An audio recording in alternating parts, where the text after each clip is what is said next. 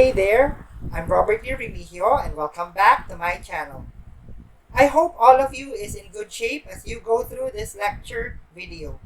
And if you like the way the details were discussed in this video, please don't forget to share and like this video, leave your impression on the comment section, and hit the bell notifications to get updates on the succeeding lectures that we will be uploading, and click subscribe.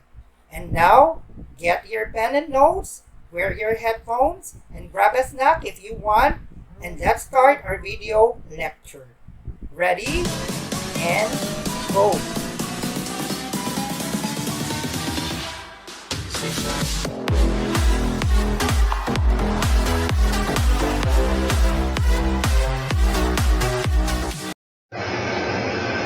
Hello everyone! For this video, we will be discussing the self in Western and Oriental or Eastern thought. And at the end of the lesson, you are expected to distinguish the Eastern and Western construct of the self, differentiate the individualistic self from the collective self, and explain the spirituality and philosophy of Confucius. Well, as an Asian people, Filipino tend to be specific. We actually have this mentality that Western are more superior than the Eastern, a matter of colonial mentality. Like for example, we more prefer to watch the Avengers rather than to watch the movie Enteng Kabisote or Panday, seeing the Filipino film to be more low-tech or low in quality. But Western people, on the other hand, appreciate the Eastern. While we appreciate their pizza and steak, the Westerns appreciate our adobo. In such case, we can tell that it's not only us who adores other cultures and traditions. These Westerners love culture of the Eastern, and the Eastern appreciates the Western. With that, we can say that we just all have rich cultures.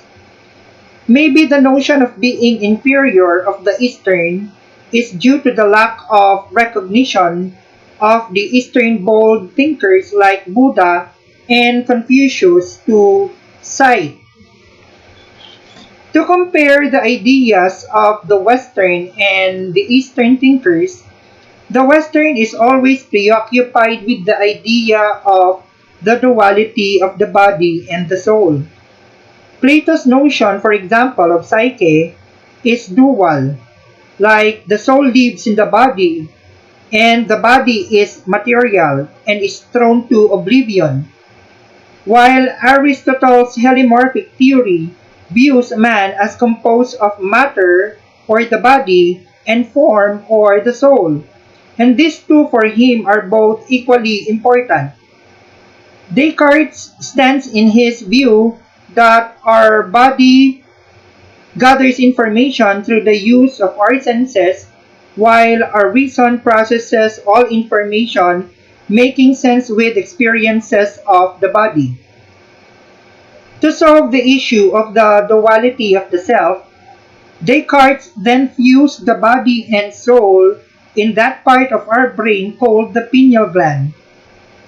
Although there was a stand in the Western thought to make the psyche collective, its nature is still dual, and such duality is the reason why we strive for perfection of the self. We study, for example, to have a good future and to gain more knowledge. If we achieve this, we attain the perfection of the soul. If not, then the soul is wasted, since the ideals of the soul, that is to strive for arete or the ultimate goodness, is not achieved. Easterns, on the other hand, also wants to attain the perfection of the self through meditation and enlightenment. But the notion of dualism matter is not an issue. For Eastern, we only have one self. Like, for example, the seat of consciousness, or what we call the Atman in the Indian philosophy, stands in its belief that although we have different levels of consciousness, we still have one self, as it is not dependent in our body and will continue to exist even after death, leaving the dead body to enter a new one. In the concept of Buddhism, Buddhism is similar with Indian philosophy, where it viewed the self as nothing but an evolution and transformation of the inner consciousness. And this evolution and transformation can be done through living simple as your way of life, to live a moral life, and to be mindful of your thoughts and actions.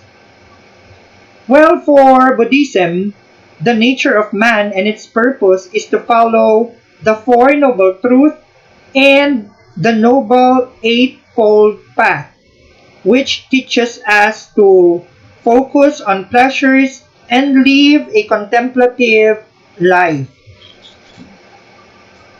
For Buddhism, life is suffering, and that will be the first noble truth. This means that life includes pain, diseases, getting old, and many else. And suffering is realistic and not pessimistic, that we are just expecting things to be bad. Seeing suffering as realistic can actually lead us to find ways to avoid and not encounter it, and find ways also on how to be truly happy. The second noble truth is that suffering is also caused by craving and aversion, which is a strong feeling of not liking something. Well, we will suffer if we always expect other people to always conform to our expectations. And satisfying these expectations does not actually lead to happiness. We just instead crave for more things to satisfy us. The third noble truth is that suffering can be overcome and happiness can be attained. Well, this is possible. That is, if we give up our useless cravings and live in nirvana, or live each one day at a time. The fourth noble truth is that noble eightfold path and suffering.